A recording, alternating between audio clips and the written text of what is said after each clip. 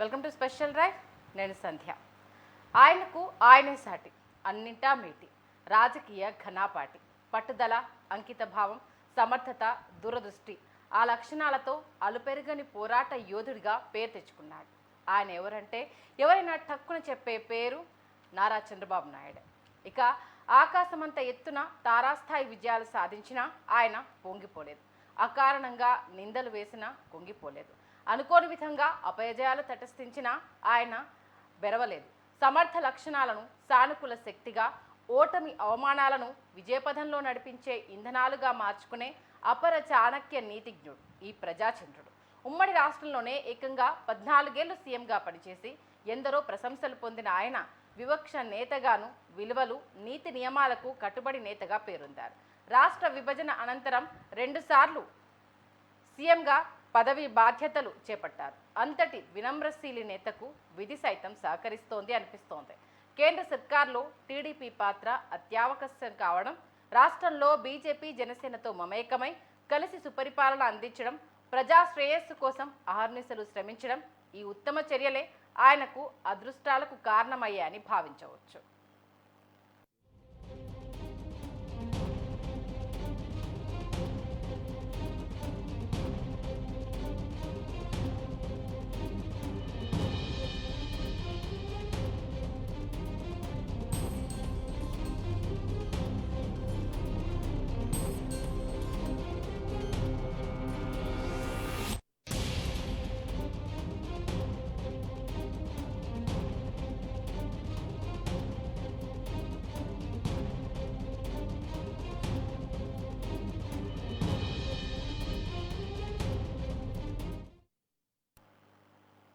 పువ్వు పుట్టగానే పరిమళిస్తుంది.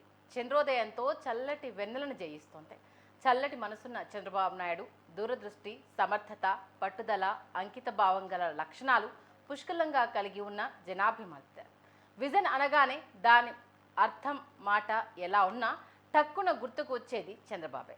ఉమ్మడి ఏపీలో ఐటీ రంగాన్ని కొత్త పుంతలు తొక్కించి హై లెవెల్లో హైటెక్ సిటీకి దోహదపడి ఎందరో విద్యావంతులకు అత్యున్నత పారితోషిక ఉపాధి కల్పనావకాశాలకు వీలు కల్పించిన సీఎంగా నాడు పేరు తెచ్చుకున్నారు. ఇప్పుడు ప్రపంచ దేశాలు ఐటీ అంటే హైదరాబాద్ వైపు చూస్తున్నాయంటే అప్పటి ఆ సీఎం విజనే కారణమని చాలామంది చెప్తూనే ఉన్నారు. అది మనం చూస్తూనే ఉన్నాం.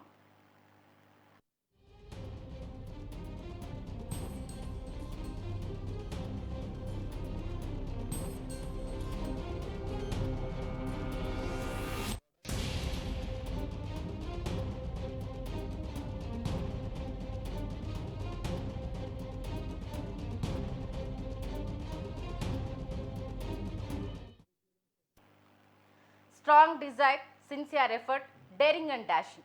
ఓ మంచి పని చేయాలనే ఆశ ఉన్నవారికి ఈ లక్షణాలు ఉంటే విజయం వాకిటి ముంగిట నిలుస్తుంది. అదృష్టాలను సానుకూల శక్తిగా, అవమానాలను, అపజయాలను విజయపథంలో నడిపించే ఇంధనాలుగా మార్చుకుంటే జయాలు వరిస్తాయి. అసాధ్యాలు సుసాధ్యాలవుతాయి. ధైర్యంచ బలముత్సాహం, బుద్ధిశక్త పరాక్రమం, షడతే యుద్ధ యత్ర వర్ధంతే తత్ర దేవోపి తిష్టతి అనేది సుభాషిత శ్లోకం. ధైర్యం, బలం, ఉత్సాహం, బుద్ధి, శక్తి, పరాక్రమం ఎక్కడ ఉంటాయో అక్కడ దైవం ఉంటాడని దీని భావం. ఇక్కడ దైవం అంటే విజయం, అదృష్టమని అనుకోవచ్చు. ఈ అన్ని మంచి లక్షణాలు పూర్తిగా ఉన్న సంపూర్ణ రాజకీయ దురంధరుడు చంద్రబాబు నాయుడు. ఇది ఏ ఒక్కరో వ్యాఖ్యానించే వాక్కు కాదు. మేధావులు, నిరుపేదలు, విద్యావంతులు, ఉద్యోగులు, వ్యాపారులు, ఒక్కరేంటి సమాజంలో అన్ని వర్గాల ప్రజలు ఆ దిగ్గజ నేతకు అందజేస్తున్న ప్రశంసలు.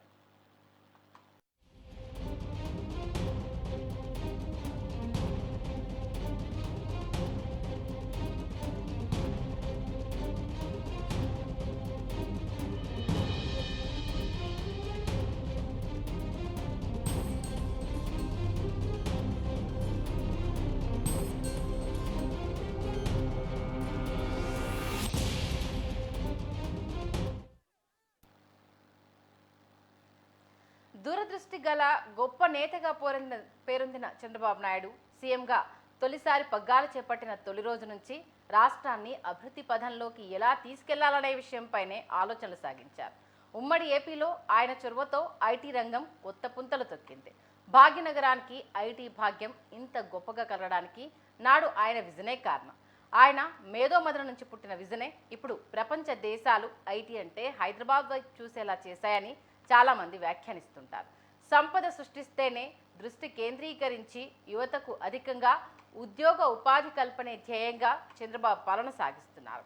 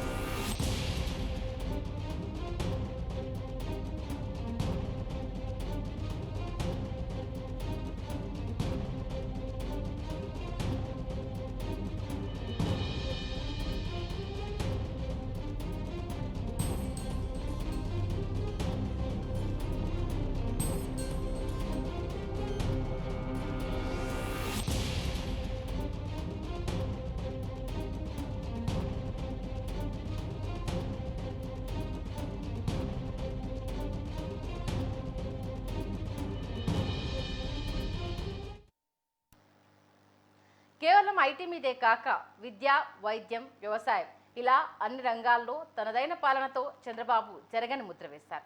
ఏ కొత్త సాంకేతిక విప్లవం వచ్చినా దానిపై దృష్టి సారించి దాన్ని ప్రజా ప్రయోజనానికి వినియోగించేలా చేయడం ఆయన నైజం. డ్రోన్లు, ఏఐలు ఏ కొత్త ప్రయోజనకర సమాజాభివృద్ధి చర్యలకైనా ఆయన సై అంటారు తప్ప నై అని ఎప్పుడూ అనరు.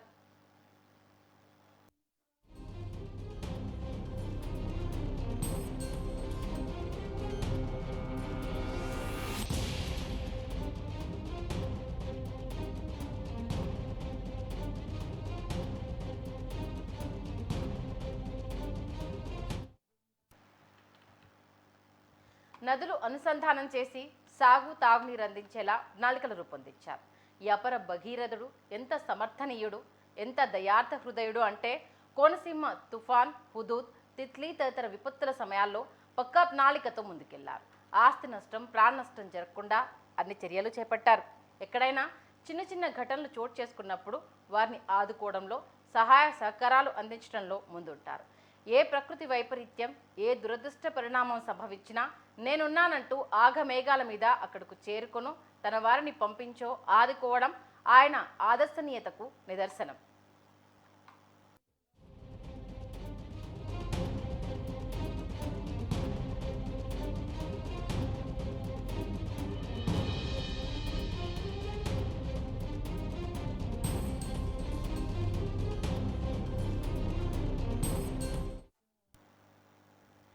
సామాన్య కుటుంబంలో పుట్టి తన అసమాన ప్రతిభతో అనన్య సామాన్య విజయాల్ని సాధించారు.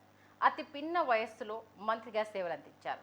విశ్వవిఖ్యాత నట సార్వభౌముడు, నటనాగ్రేసరుడు, అసాధ్యాలు సునాయాసంగా సుసాధ్యాలు చేయగల సమర్థుడు, తెలుగు ప్రజల ఆరాధ్య దైవంగా కీర్తింపబడిన తెలుగు జాతి కీర్తి పౌరుషాన్ని విశ్వానికి తెలియజేసిన మహనీయుడు డాక్టర్ నందమూరి తారక రామారావు. ఆ తారక రాముడు ఈ అపర మేధావి, అనన్య శక్తి సామర్థ్యాల యువ కిశోరాన్ని చూసి ఎంతో ముచ్చటపడ్డారు.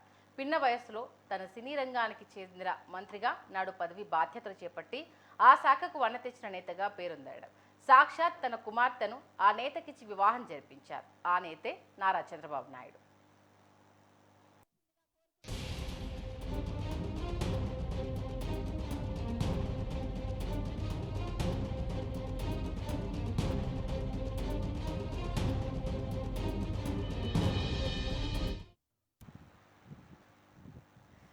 చిత్తూరు జిల్లా నారావరిపల్లి అనే చిన్న పల్లెలో 1950 ఏప్రిల్ 20వ తేదీన సామాన్య మధ్యతరగతి రైతు కుటుంబంలో పెద్ద మనసున్న నారా చంద్రబాబు నాయుడు జన్మించారు.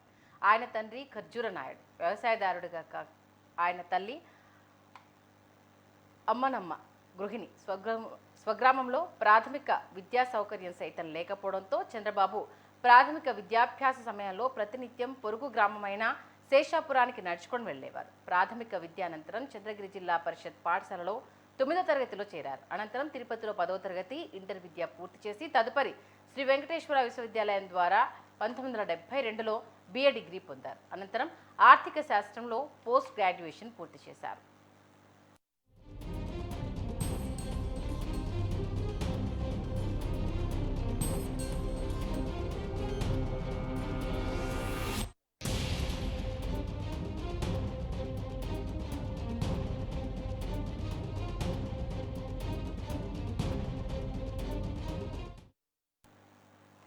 పరోపకారాయ ఫలంతి వృక్షాః పరోపకారాయ వహంతి నద్యః పరోపకారాయ దుహంతి గావః పరోపకారార్థమిదం శరీరం. ప్రకృతిలో చెట్టు నది ఏదైనా ఇతరుల ఉపకారం కోసమే జీవిస్తాయి. ఈ సుభాషితాలు శ్లోకాలు వంట పట్టించుకున్నారో ఏమో. చంద్రబాబుకు పసి ప్రాయం నుంచే ప్రజాసేవపై ఆసక్తి ఉండేది. తొలుత సర్కారు కొలువులో చేరి ప్రజలకు ఆ మార్గాన సేవలు అందించాలని భావించారు. అయితే రాజకీయాల ద్వారానే ప్రజలకు సేవ చేయడం అవుతుందని భావించి ఆయన రాజకీయాలపై దృష్టి సారించారు. విద్యార్థిగా ఉన్నప్పుడే ఆయన చంద్రగిరిలో విద్యార్థి నాయకునిగా పేరు పొందారు. యువజన కాంగ్రెస్లో చేరారు. విద్యార్థి దశలో సెలవులు వచ్చినప్పుడు ఆ సెలవులను వినోదాలకు విహారాలకు వెచ్చించకుండా తన హితులు స్నేహితులతో కలిసి తన గ్రామంలో పలు సామాజిక సేవా కార్యక్రమాలు చేపట్టి ప్రశంసలు పొందారు. శ్రీ వెంకటేశ్వర యూనివర్సిటీ ఎన్నికల్లో చంద్రబాబు ప్రతిభా పాటవాలు రాజకీయ వ్యూహ చతురత అందరికీ తెలిసిందే.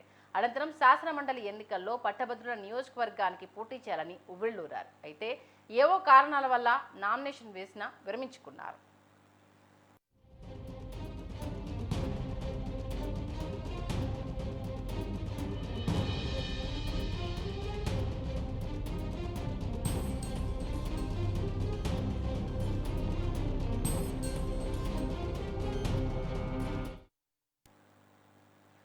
నారా చంద్రబాబు నాయుడు గారి ఘనమైన రాజకీయ చరిత్ర 1978లో మొదలైంది.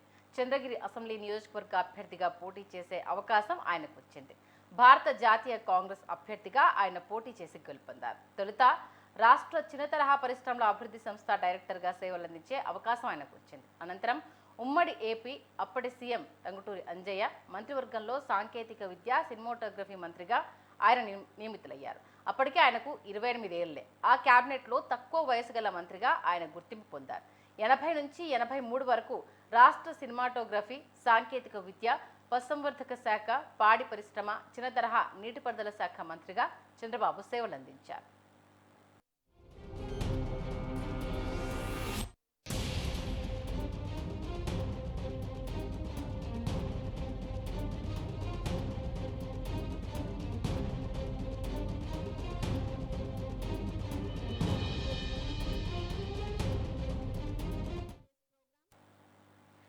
కృషి ఉంటే మనుషులు ఋషులవుతారు, మహాపురుషులవుతారన్న మహాపురుషుడు డాక్టర్ నందమూరి తారక రామారావు అంటే తెలుగు గడ్డ మీద పుట్టిన ఏ వ్యక్తికి ఆయన గురించి ప్రత్యేకించి పరిచయం చేయాల్సిన పని లేదు. ఎందుకంటే తిరుమల శ్రీ వెంకటేశ్వర స్వామిని దర్శించుకోవడానికి వచ్చే టూరిస్టులు, భక్తులు ఆ టూరిస్ట్ బస్సులో తప్పక అప్పటి మద్రాసుకు వెళ్లే తారక రామ దర్శనం చేసుకునేవారు. అశేష జనవాహినితో దైవాంశ సంభూతుడు, కారణ జన్ముడిగా మన్నలను అందుకున్న ఆ నందమూరి తారక రామారావు తన కుమార్తెను ఈ వినమ్రుడు, మేధో సంపన్నుడైన చంద్రబాబు నాయుడికి ఇచ్చి పెళ్లి చేయాలని నిర్ణయించారంటే ఈయన ఘనత ఏంటో అప్పుడే తెలుస్తోంది. మౌనంగానే ఎదగమని మొక్కనే ఆదర్శంగా తీసుకున్నారో ఏమో. ఏనాడు పొగడ్తలకు పొంగిపోరు, తెగడ్తలకు కుంగిపోరు. నందమూరి తారక రామునికే అల్లుడయ్యే భాగ్యం వచ్చినా ఆయన ఏనాడు కించిత్ గర్వం, గొప్ప ప్రదర్శించలేదు. చంద్రబాబు సినిమాటోగ్రఫీ మంత్రిగా ఉన్న సమయంలో ఎన్టీఆర్ దృష్టిలో పడ్డారు. 1981 సెప్టెంబర్ 10వ తేదీన ఎన్టీ రామారావు మూడో కుమార్తె నందమూరి భువనేశ్వరితో చంద్రబాబుకు పరిణయం జరిగింది. చంద్రబాబుకు తగిన మహా ఇల్లాలుగా, వినమ్రశీలిగా, సాధ్విమణిగా భువనేశ్వరి అప్పటి నుంచి ఇప్పటి వరకు మెలుగుతూనే ఉన్నారు.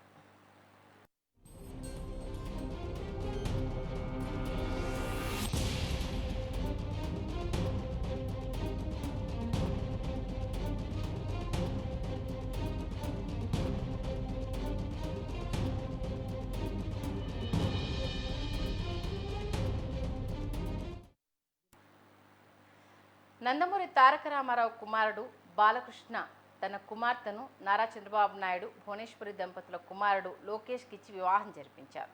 లోకేష్ తండ్రికి తగ్గ తనయుడిగా పేరు తెచ్చుకున్నారు. ప్రస్తుతం రాష్ట్ర మంత్రిగా విశేష సేవల్ని అందిస్తున్నారు.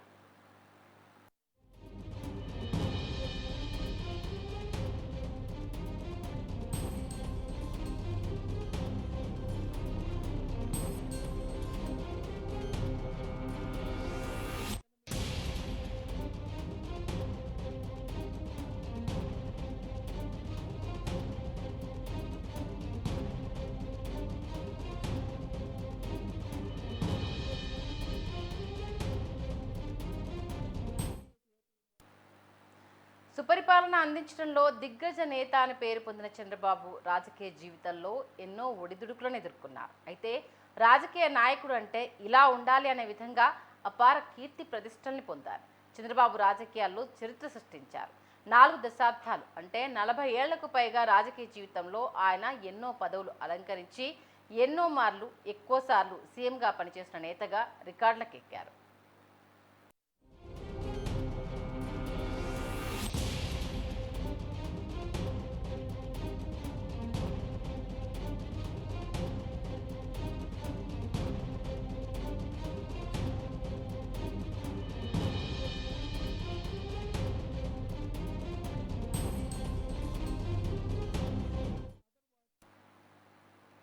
రాజకీయ ప్రస్థానంలో అధిక పదవులు పొందిన వ్యక్తి ఎవరు అంటే చంద్రబాబు పేరే వినిపిస్తుంది. అంతేనా, ఎక్కువసార్లు రాష్ట్ర ముఖ్యమంత్రిగా పనిచేసింది ఎవరు అన్నా బాబు గారి పేరే వినిపిస్తోంది.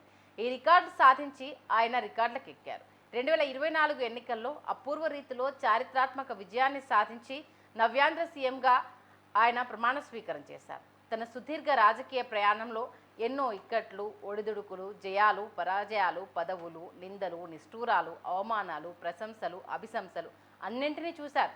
గెలిచినప్పుడు పొంగిపోకుండా, ఓడినప్పుడు కుంగిపోకుండా, విమర్శలను తట్టుకుంటూ, సవాళ్ళని ఎదుర్కొంటూ, విపక్షంలో ఉన్నప్పుడు సహేతుక విమర్శలు చేస్తూ టీడీపీని ముందుండి నడిపించారు.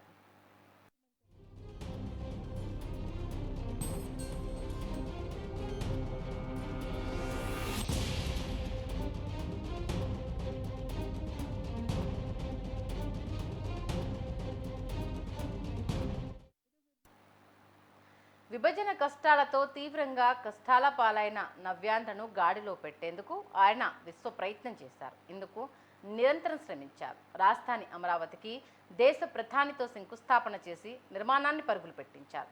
పటిసీమ ప్రాజెక్టును పూర్తి చేసి రాయలసీమకు సాగునీరు అందేలా చేశారు. పోలవరం ప్రాజెక్టు 70% పైగా పూర్తి చేశారు.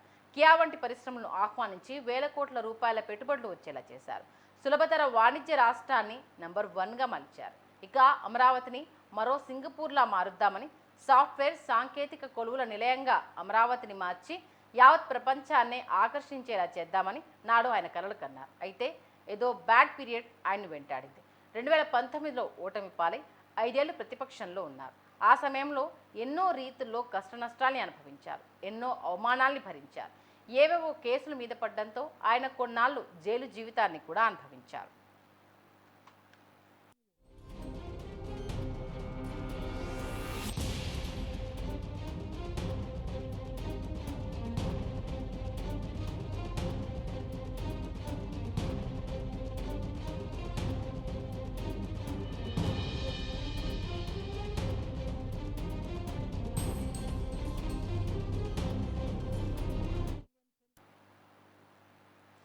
మొత్తానికి మరొకసారి ఏపీలో అటు ఉమ్మడి పార్టీ కొలువు తీరడంతో ఏపీ ప్రజలు ఎంతో ఆశగా ఎదురు చూస్తున్నారు. ఈసారి ఏపీని ఎలా అభివృద్ధి చేయబోతున్నారు, సంపదను ఎలా సృష్టించబోతున్నారు, ఆయన సారథ్యంలో ఏపీ ఎలా ముందుకు వెళ్ళబోతుంది అంటూ కోటి ఆశలతో ఎదురు చూస్తున్నారు. ఇదే అంశానికి సంబంధించి పూర్తి డీటెయిల్స్ అందించడానికి మా కరెస్పాండెంట్ భరత్ ఫోన్ లైన్లో అందుబాటులో ఉన్నారు.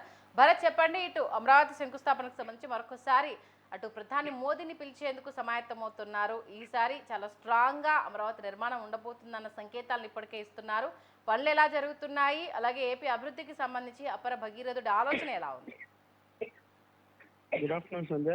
ఈ ఆంధ్రప్రదేశ్కి సంబంధించినంత వరకు కూటమి ప్రభుత్వం అధికారంలోకి వచ్చిన తర్వాత అయితే మాత్రం ఆంధ్రప్రదేశ్ యొక్క దిశానిర్దేశం అనేది పూర్తిగా స్పీడ్ అందుకుందని చెప్పుకోవచ్చు. గత ప్రభుత్వంలో పాలనకు సంబంధం మాట పక్కన పెడితే అభివృద్ధి కుంటుపడిపోయినటువంటి సిచ్యువేషన్ లో ఏదైతే కూటమి ప్రభుత్వం చంద్రబాబు నాయుడు నేతృత్వంలో అధికారంలోకి వచ్చిన తర్వాత చంద్రబాబు నాయుడు ముఖ్యమంత్రి అయిన తర్వాత ఒక్కసారిగా పాలనని పరుగులు పెట్టించడం అంటే ఇప్పుడు చూడొచ్చు. దీనికి సంబంధించినంత వరకు కూడా కూటమి ప్రభుత్వం అధికారంలోకి వచ్చిన తర్వాత అమరావతితో పాటుగా పోలవరం ప్రాజెక్టు కానీ, కోస్టల్ కారిడార్ కానీ, వెనుకబడిన జిల్లాలకు సంబంధించినంత వరకు వెనుకబడిన జిల్లాలకి పునరావాసం ఏర్పాటయ్యే విధంగా కూడాను కేంద్ర ప్రభుత్వం 50 కోట్ల నిధులు తెచ్చే అంశంలో కానీ పూర్తి స్థాయిలో చంద్రబాబు నాయుడు అన్ని విధాలా కూడా విధాల రాష్ట్రాన్ని అభివృద్ధి చేసేందుకైతే కృషి చేస్తున్నాడని చెప్పుకోవచ్చు. అలుపెరుగని పోరాటం చేస్తున్నటువంటి పరిస్థితి అయితే కనిపిస్తా ఉంది. గతంలో ఏదైతే 2014 ఎన్నికల తర్వాత 2019లో ఓటమి చెందినటువంటి చంద్రబాబు నాయుడు 19 నుంచి 24 వరకు రాష్ట్రంలో అనిశ్చిత పరిస్థితి, అంటే రాష్ట్రంలో అభివృద్ధి మాట పక్కన పెడితే అసలు రాష్ట్రం అంతా కూడా చిన్న భిన్నంగా అయిపోయినటువంటి పరిస్థితి. 3 రాజధానుల పేరుతో పూర్తిగా రాజధాని అభివృద్ధి చేయలేనటువంటి సిచ్యువేషన్ అయితే చూసాం.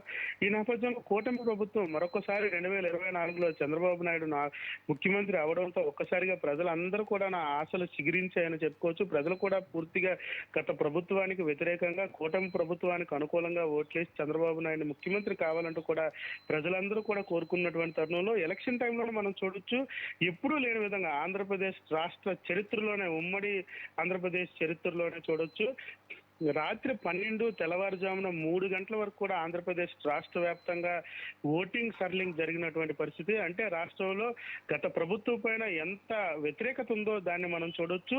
చంద్రబాబు నాయుడు గద్దె మీదకి తీసుకొచ్చి మరొకసారి రాష్ట్రంలో అభివృద్ధిని పరుగులు పెట్టించేందుకు పూర్తి స్థాయిలో ప్రజలందరూ కూడా ఓటు వేసినటువంటి పరిస్థితి అయితే మనం ఇప్పటి వరకు చూసుకుంటూ వచ్చాము. అయితే చంద్రబాబు నాయుడు అధికారంలోకి వచ్చిన తర్వాత ముఖ్యమంత్రిగా ప్రమాణ స్వీకారం చేసిన రోజు నుంచి కూడాను అమరావతికి సంబంధించినంత వరకు దశానిర్దేశం చేశారు. ఆంధ్రప్రదేశ్ రాష్ట్ర రాజధాని అమరావతిగా పునరుద్ధరించి ఆంధ్రప్రదేశ్ రాష్ట్ర రాజధానిని మరింత అభివృద్ధికి పరుగులు పెట్టించేందుకు అన్ని సన్నాహాలు పూర్తి చేసినటువంటి పరిస్థితి. గతంలో ఉమ్మడి రాజధానిగా ఉండేటప్పుడు ముఖ్యమంత్రిగా చంద్రబాబు నాయుడు ఉండేటప్పుడు హైదరాబాద్ ని ఏ విధంగా అయితే ప్రపంచ వ్యాప్తంగా ఐటీ అనేసరికి హైదరాబాద్ వైపు చూస్తున్నటువంటి తరుణంలో ఏదైతే ఆంధ్రప్రదేశ్ విభజన తర్వాత అమరావతిని అదే స్థాయిలో ధీటుగా నిలబెట్టాలి అనుకుంటూ దృఢ సంకల్పంతో చంద్రబాబు నాయుడు అయితే అడుగులు ముందుకు వేస్తున్నటువంటి పరిస్థితి కనిపించవచ్చు. దీనికి సంబంధించినంత వరకు కూడా కేంద్ర ప్రభుత్వం పూర్తిగా సహాయ సహకారాలు అందించే పరిస్థితి కనిపిస్తా ఉంది. మే నెలలో ఏదైతే అమరావతికి సంబంధించినంత వరకు కూడా మరొకసారి శంకుస్థాపన చేసేందుకు అన్ని సన్నాహాలు చేసినటువంటి పరిస్థితి. మరొక వైపు రాష్ట్రంలో కనీసం రోడ్లు కూడా లేనటువంటి పరిస్థితి. మారుమూల ప్రాంతాల మాట పక్కన పెడితే ప్రధాన రహదారులు కూడా పూర్తిగా గుంతలమయంగా మారి రహదారి మీద వెళ్ళేటటువంటి పరిస్థితి లేకుండా ప్రజలందరూ ప్రాణాలు కోల్పోయేటటువంటి సిచ్యువేషన్ అయితే రాష్ట్రంలో చూసినటువంటి పరిస్థితి. మరొక వైపు ఏదైతే వెనకబడిన జిల్లాల మాట పక్కన పెడితే రాష్ట్రమే వెనకబడిపోయి ఇక్కడి నుంచి వలసలు వెళ్ళిపోయారు. ఉద్యోగాల రీత్యా వలసలు వెళ్ళిపోయినటువంటి పరిస్థితుల్లో చంద్రబాబు నాయుడు అధికారంలోకి వచ్చిన తర్వాత నిరుద్యోగులు లేకుండా రాష్ట్రంలో ఉద్యోగులు పెంచే అవకాశానికి సంబంధించిన వరకు కూడాను ఇప్పటికే ప్రకటించినటువంటి పరిస్థితి. Thank you Bharat.